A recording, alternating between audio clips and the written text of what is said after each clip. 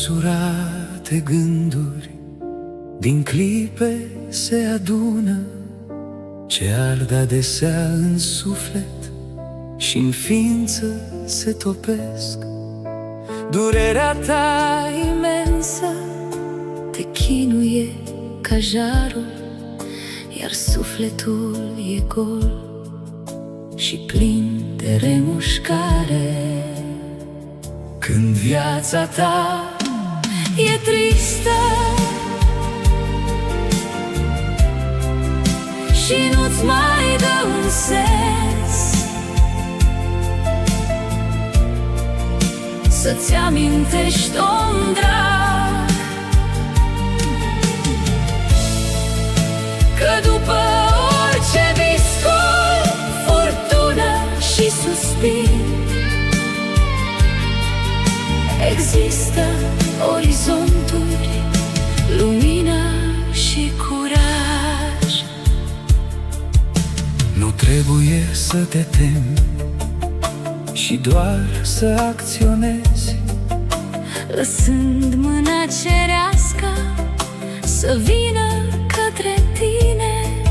Din starea ta să ieși, zburând către lumină, și luptă pentru viață, mergând cu fruntea sus, simțind că lumea e rea. Adesea azi cu tine, tu nu o lăsa să-ți strice în casă armonia, și luptă pentru viață, și luptă pentru tot. În viață ești stăpân, doar tu pe gândul tău.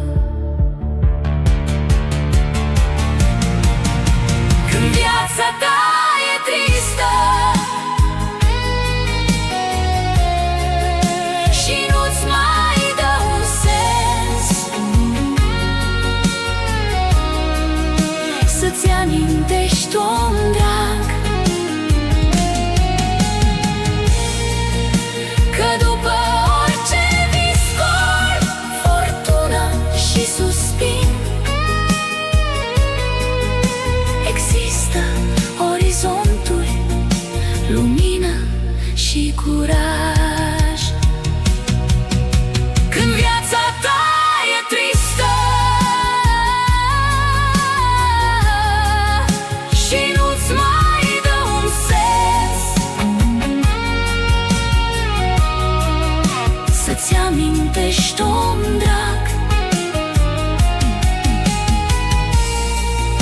că după orice viscol, furtună și suspin,